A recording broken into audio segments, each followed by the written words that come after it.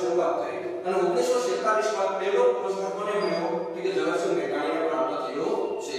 આ પુરસ્કાર જો એ શેના માટે મળ્યો છે કે તેમણે લખેલા રવિશંકર મહારાજ અને રવિશંકર મહારાજ એટલે રવિશંકર વ્યાસ નહીં કે રવિશંકર રાવળ. રવિશંકર રાવળ આવે ત્યારે ચિત્રકાર હતા અથવા તો એમ કહેવાય કુમારનું સ્વામી છતાં રવિશંકર રાવળ છે. જ્યારે રવિશંકર મહારાજ એટલે ગુજરાતની જે આઝાદીમાં જે ફાળો આપ્યો તે એમના ઉપર એટલે કે એમને આખા જીવન સંસાર પર એમને લખેલું માણસાઈના દીવા. કયું પુસ્તક લખ્યું છે?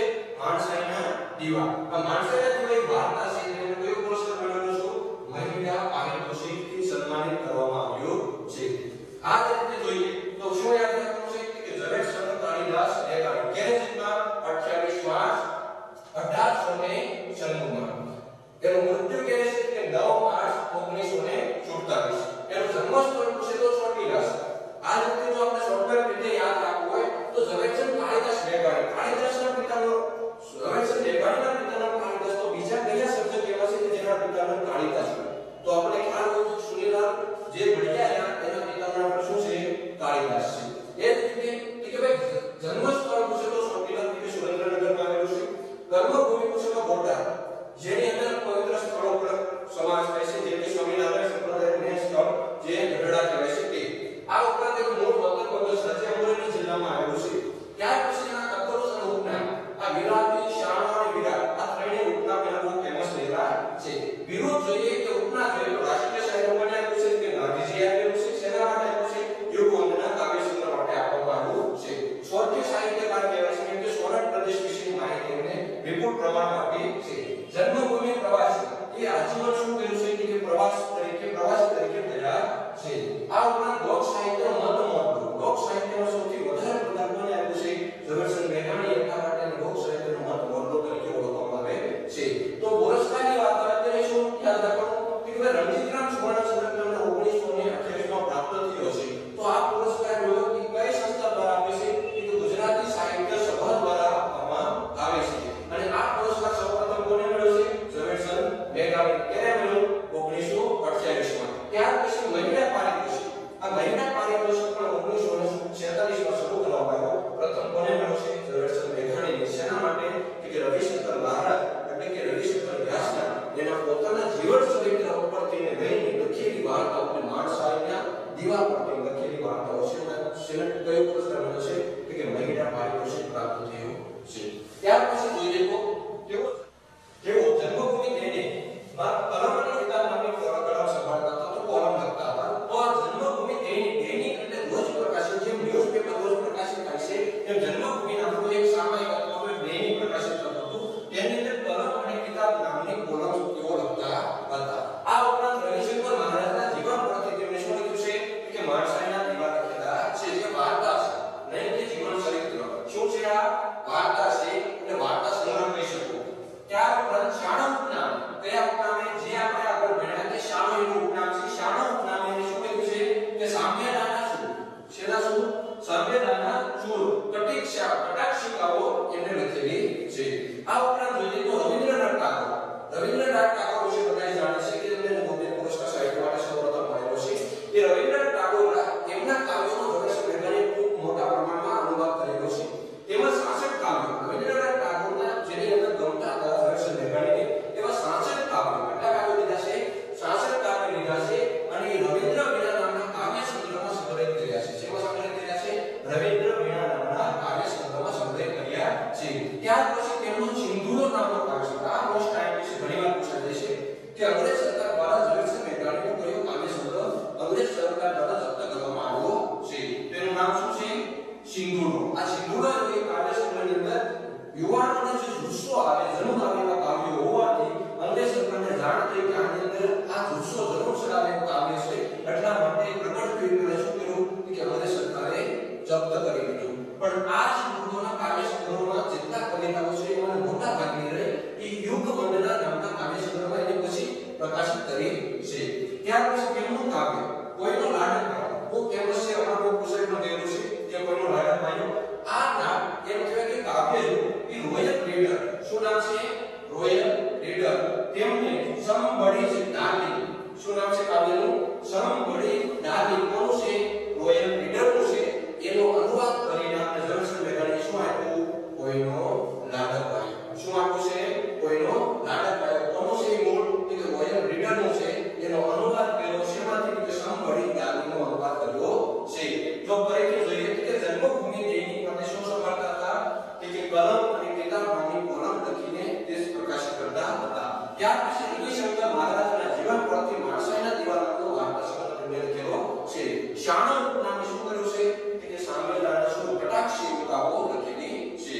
ત્યાર પછી કે રવિન્દ્રનાથ ટાગોરના 66 કાવ્યો એને મનપસંદ હોય એમાં એને શું કર્યું કે રવિન્દ્ર વીણામાં સંગ્રહિત કર્યા છે.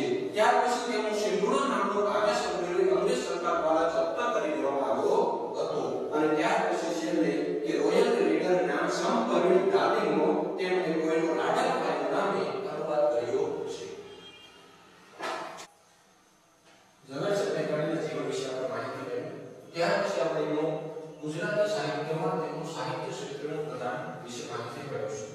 તેમાં સૌપ્રથમ આ કાવ્ય સંગ્રહ.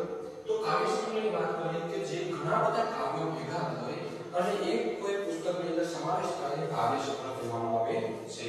ત્યાર પછી એમ કહેવાય કે તેના પ્રસિદ્ધ કાવ્યો જેવા કાવ્યો પ્રસિદ્ધ જે ખ્યાતનામ થયા હોય કે લોકોના મંડે અથવા તેના ગોઠવણ જે એમ કહેવાય શકાય કે રમતા હોય તેવા કાવ્ય સંગ્રહોને માંથી જે કાવ્યો ઉત્પન્ન થશે પ્રસિદ્ધ કાવ્યો. અને ત્યાર પછી નવલકથા.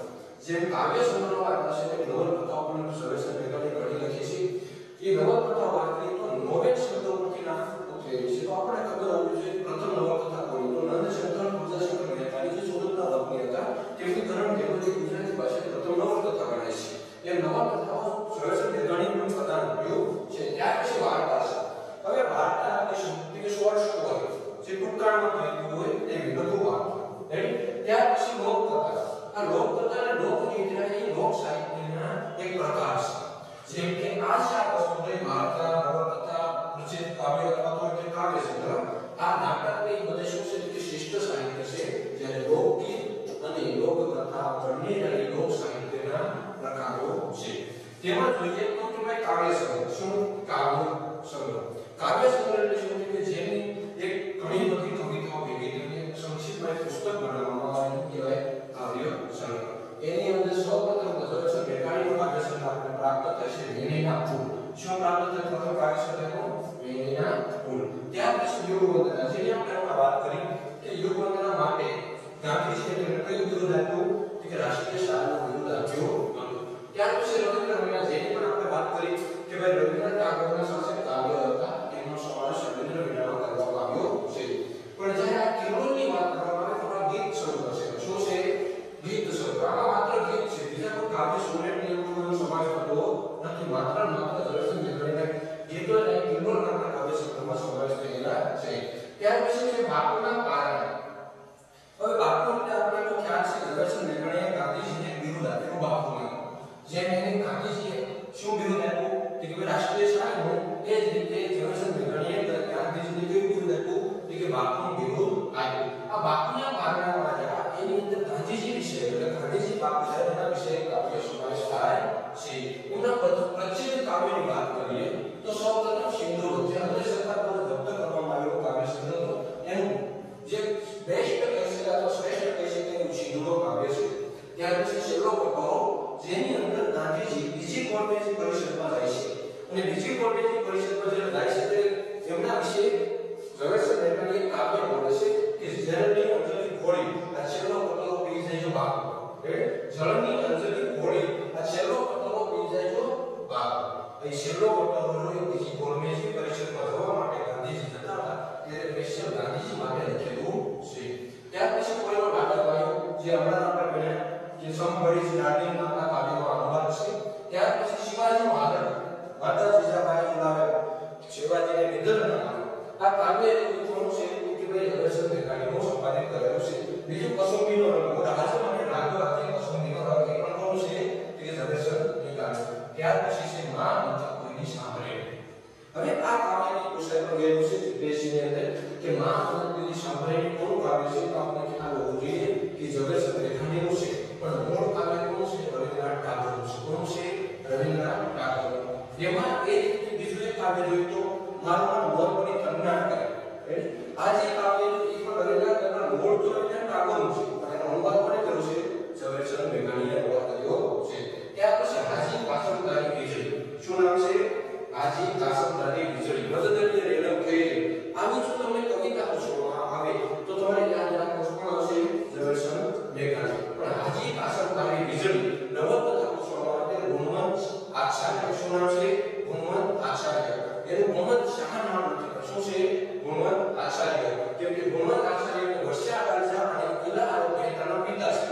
જેમને સૌથી વધારે દરિયા સાહસિકતા લખી છે એમાંની એક કથા છે કે હાજી કાસમતારી વીજળી નવલકથા છે. જ્યારે હાજી કાસમતારી વીજળી આ ગીત તમને પૂછે તો કોણ આવશે? ઝવેરચંદ મેઘાણી. ત્યાર પછી આપણે નવલકથા જોઈએ તો નવલકથા ઝવેરચંદ મેઘાણી પ્રથમ કઈ આવશે કે સત્યની શોધમાં. શું આવશે? સત્યની શોધમાં. તો તમને એવું પૂછે સત્યના પ્રયોગ કોણ? એટલે આ નવલકથા નથી પણ આત્મકથા છે ગાંધીજીની છે. શું નામ છે? સત્યની શોધમાં. તો ઝવેરચંદ મેઘાણી. સત્યના પ્રયોગો તો કોણ? કે ગાંધીજી. અને સ્વપ્ન સિદ્ધિની શોધમાં કેવું નામ આવશે? સ્વપ્ન સિદ્ધિની શોધમાં. તે કોણ આવશે? કનૈયાલાલ માણેકલાલ મુનશી. ત્યાર પછી છે આપણે નિરંજન. શું નામ છે? નિરંજન. અને ત્યાર પછી છે વસુંધરાના વહાલા ધવલા. આ તેમની અંગ્રેજી નવલકથા કોઈની હતી એને ઉપરથી લખેલી વસુંધરાના વહાલા ધવલા અનુવાદ કર્યો હોય તો અનુવાદ કહી શકાય તો રૂપાંતરિત છે. પછી સોરઠ તારા વહેતા પાણી. હવે જો આ સોરઠ તારા વહેતા પાણી સૌથી વધારે જે પીએસસી ની એક્ઝામ અથવા તો તલાટી અથવા તો એમ કહી શકાય બીએસસી સેવાની અંદર પૂછાતો પ્રશ્ન છે કે સોરઠ તારા વહેતા પાણી એ કેવી નવલકથા છે? કે તળપદી નવલકથા છે. કેવી નવલકથા છે? તળપદી. હવે તળપદી એટલે શું? કે ગામના લોકોની જે બોલી જેમ કે આને અંદર સ્વર એટલે શું કે સૌરાષ્ટ્રની વાત છે. સૌરાષ્ટ્રના પ્રદેશની જે લોક બોલી છે એમાં લખાયેલી સૌપ્રથમ નવલકથા કઈ છે? સોરઠ તારા વહેતા પાણી. જેને તળપદી ભાષામાં લખાયેલી પ્રથમ નવલકથાનો દરજ્જો મળેલો છે. ત્યાર પછી એમ કહી શકાય કે શ્રેષ્ઠ તળપદી નવલકથાકાર કોણ? તો પન્નાલાલ પટેલ આવશે. પછી ત્યાર પછી આપણે જોવાનું છે અપરાધી. ત્યાર પછી વેવિશા. વેવિશા એટલે આગળનો આપણે શબ્દ છે સગાઈ. કેવો શબ્દ છે? સગાઈ. જેને આપણે વેવિશા તરીકે પહેલા ઓળખવામાં આવતો હતો. ત્યાર પછી છે ગુજરાતનો જય ભાગ 1 અને 2. શું નામ છે? ગુજરાતનો જય ભાગ 1 અને 2. ગુજરાતનો નામ આવે તો કમા મુનશી. શું યાદ રાખવાનું? ગુજરાતનો નામ આવે તો કમા મુનશી. પણ ગુજરાતનો જય જ્યારે પૂછવામાં આવે તે કોણ આવશે? તે કે ભાઈ ઝવેરચંદ મેઘાણી. ત્યાર પછી છે તુલસી ક્યારા. તુલસી ક્યારા આપણે તુલસીનો ક્યારાની વાત કરતી છીએ. તો શું છે કે આખો પરિવાર સમૃદ્ધ હોય એ તુલસી ક્યારા જેવો હોય છે. અને સૌથી વધારે પૂછાતી નવલકથા ઝવેરચંદ મેઘાણીની કે ઝવેરચંદ મેઘાણીની અંતિમ નવલકથાનું નામ છે એટલે શું આવશે? કાળચક્ર. શું નામ છે? કાળચક્ર. કે ઝવેરચંદ મેઘાણીની સૌથી છેલ્લી અને અંતિમ નવલકથા ગણવામાં આવે છે. ત્યાર પછી આપણે જોઈએ તો વાર્તા. હવે વાર્તા એટલે શોર્ટ સ્ટોરી. એમાં પણ ઝવેરચંદ મેઘાણીએ હાથ સંકળાયો છે અથવા તો એમાં એને એમ કહેવાય કે બહુ સારું પ્રદાન કરેલું છે. જેમાં ઝેર ઓફિસની બાઈ. શું છે? ઝેર ઓફિસની બાઈ. આના ઉપર હમણાં જ 2018માં એક નાટક પણ બનાવવામાં આવ્યું છે અને અમદાવાદમાં એક ઉજવણી પણ કરવામાં આવી છે. દરિયાપારના બારવટી. હવે દરિયાપારના બારવટી એટલે શું? કે ભાઈ ગુજરાતના અને ભારતના અને પણ વિદેશના જે લોકો કે બારવટી એટલે શું કહેવાય? દરિયાપારના બારવટી એને વિશે વર્ણન આ વાર્તામાં જોવા મળે છે. ત્યાર પછી છે માણસાઈના દીવા. સૌથી વધારે જો પરીક્ષામાં પૂછાતો હોય વાર્તા તરીકે તો ઝવેરચંદ મેઘાણીનો પ્રશ્ન પૂછે છે માણસાઈના દીવા કોના વિશે છે? તો આપણે ખબર હોય કોના વિશે? રવિશંકર મહારાજ. કોના વિશે? રવિશંકર મહારાજ એટલે રવિશંકર વ્યાસ કહી છે. રેડી? અને ત્યાર પછી છે કુરબાનીની કથાઓ. શેની કથાઓ? કુરબાનીની કથાઓ. હવે આ કુરબાનીની કથાઓ રહી કે રવિન્દ્રનાથ ટાગોરની કુરબાની કાહિની. આ કુરબાની કથાઓની શું છે? કથા કાહિનીનો અનુવાદ છે. જેનો અનુવાદ કહી શકાય અથવા તો રૂપાંતરિત કરી શકાય. કુરબાનીની કથાઓ કાહિની. શું નામ? જેમ કે રવિન્દ્રનાથ ટાગોરે કેવા હતા કે બંગાળી એટલે કથાઓ કાહિની લખેલી એના પરથી રૂપાંતરિત કરી શું આપણે કુરબાનીની કથાઓ. ત્યાર પછી આપણે એટલે લોક સાહિત્યમાં જઈએ. લોક સાહિત્ય શું કે લોકો દ્વારા લોકો માટે લોકો વાસ્તે જે કંઈ સર્જે છે એને કહેવાય લોક સાહિત્ય કહેવાય છે. એમાં શ્રેષ્ઠ પ્રદાન હોય તો પ્રથમ આપણે ગણવા હોય કે લોક સાહિત્યનો સંશોધક તો સૌપ્રથમ ગણીએ કે એલેક્ઝાન્ડર. હવે આ એલેક્ઝાન્ડર એ પ્રથમ છે જેમણે કહેવાય કે સૌપ્રથમ આપણે લોક સાહિત્યનું સંશોધન કરેલું. ત્યાર પછી એમ કહેવાય કે શ્રેષ્ઠ કોઈ સંશોધક હોય ગુજરાતી હોય તો એ ઝવેરચંદ મેઘાણી છે. એની જેવું કોઈ લોક સાહિત્યમાં સંશોધન કર્યું નથી. ત્યાર પછી મળે છે શાંતિલાલ આચાર્ય છે, ગોપાલદાસ પટેલ છે, પછી જોરાવર છે, જાદવ છે, છે. પણ સૌપ્રથમ જો ગણી શકાય તો કોણ છે? કે ઝવેરચંદ મેઘાણી. એમાં એને સૌપ્રથમ આપણી સૌરાષ્ટ્રની રચના. શું આપી? સૌરાષ્ટ્રની રચના. અને 5 ભાગ છે. કેટલા ભાગ છે? 1 થી 5 ભાગ.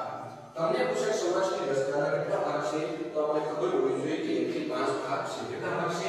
1 થી 5. આ સૌરાષ્ટ્રની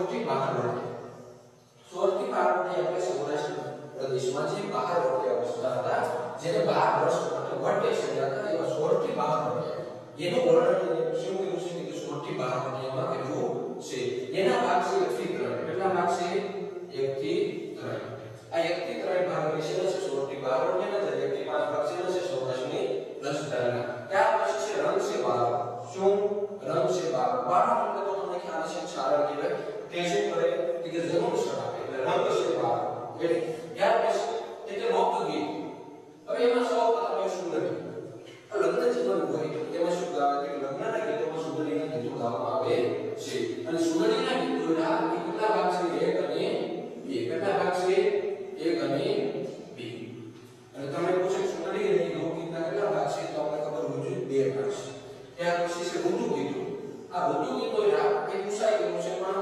આપણે બહુ પૂછતાથી બે ટ્રાન્ઝિશન જેવી એક્ઝામ હોય જેને આસિસ્ટન્ટ પ્રોફેસરની એની અંદર પૂછવામાં આવે છે ત્યાર પછી છે ઘડિયાળી રાગ આ મોસ્ટ આપણા માટે બેસ્ટ જો તમને પૂછે કે ઘડિયાળી રાગ એ કોનો એમ કહેવાય કે સંપાદિત કરેલો લોક સાહિત્યનો ગીત સંગ્રહ છે તો આપણે ખબર હોવી જોઈએ કે ઝવેરચંદ મેઘાણીનો છે કેટલા ભાગ છે કે 1 થી 4 હવે જો આપણે કહીએ કે આ સુંદરી ને 2 કેટલા ભાગ છે સુંદરીના 2 16 થી 12 રૂપિયાના 3 ભાગ છે ત્યાર પછી ઘડિયાળના 4 ભાગ છે સૌરાષ્ટ્રની રાજધાનીના 5 ભાગ છે અને છેલ્લે કંકાવટી આવે શું આવે કંકાવટી એટલે સૌરાષ્ટ્ર પ્રદેશમાં એક કંકુ નાખવાની અને ઘોડીની જે કરવામાં આવતું હોય તેને શું કહેવાય કંકાવટી જેને કંકુ રાખવામાં આવે તે એટલે કંકાવટી જેવા આપણે શું થાય કે વિવિધ પ્રકારનું સાહિત્ય કોની પાસેથી મળે છે કે ઝવેરચંદ કાળીદાસ મેઘાણી પાસેથી પ્રાપ્ત થાય છે આ જ રીતે આપણે બીજા લેક્ચરમાં જ્યારે આવશું ત્યારે ઝવેરચંદ મેઘાણી ઉપર કોઈ બીજા મોસ્ટ આઈએમપી હોય તેવા તલાટી મંત્રી બિન સચિવાલય અથવા સિનિયર ક્લાર્કમાં જે ખૂબ મોસ્ટ આઈએમપી છે એવા કવિઓને આપણે તમારી સમક્ષ લઈને આવશું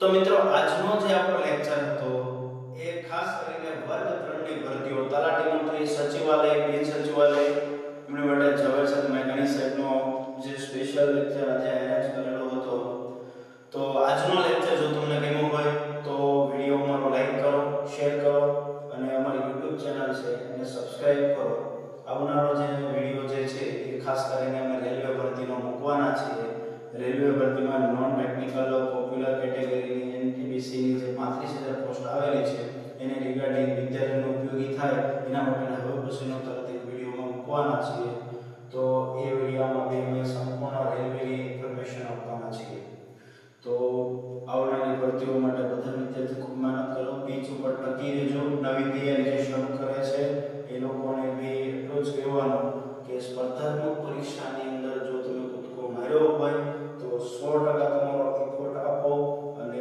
સારી એવી મહેનત કરો તો એક્ઝામ પાસ તમે 100% કરશો મળીએ નેક્સ્ટ લેક્ચરમાં ત્યાં સુધી જય હિન્દ જય ભારત ભારત માતા કી જય